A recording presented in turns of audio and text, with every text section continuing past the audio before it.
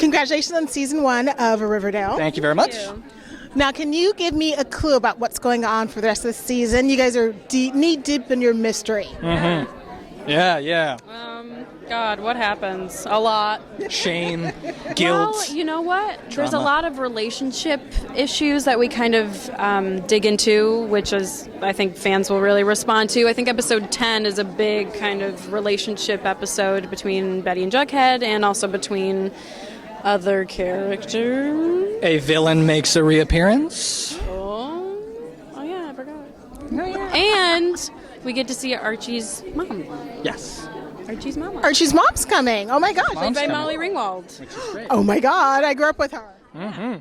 Now, what's it like working on this show? Because Archie, as a comic, has been in everyone's closet since they were kids. Mm-hmm. Yeah. No, it's, it comes with a bit of responsibility, but it's fun. I mean, it's a challenge. It's risky, and I think that makes it worth it. I don't know. No, I mean, it's interesting to see how many people, like the wide range of people that come up to us and talk to us about the show. Super young kids who have never heard of Archie, and then grandpas who don't know what's happening in our show, but they can appreciate it. Astral beings.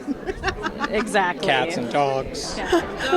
So when you guys are figuring out the characters, I assume you read a few of the comic books. What decade really hit you as being the character that you wanted to encapsulate? Well, so this show is kind of taking off of a lineage of a more recent reboot of the comics by Mark Waid and Fiona Staples and those guys.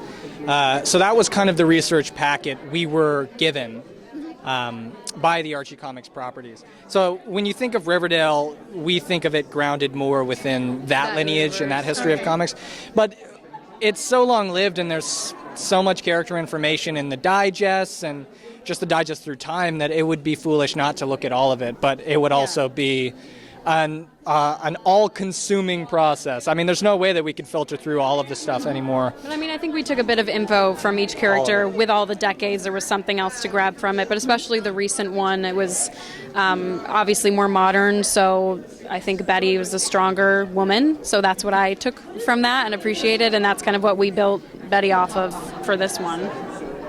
Now, working on such a large ensemble cast, what's that like interplaying? Because they keep hooking you guys up and pairing everybody off with somebody different that I didn't expect. I did not expect you to. Yeah. It's good. I mean, that's what I think is so interesting is you can't really predict like Archie and Val, like Archie and everyone. You don't know. But I think it's cool to not just think, okay, it's going to be Archie with Betty or Veronica, every other episode. It's a wider spectrum. Yeah, I think it's fun as an actor, too, because you know your character and your role and the kind of personality traits that character has.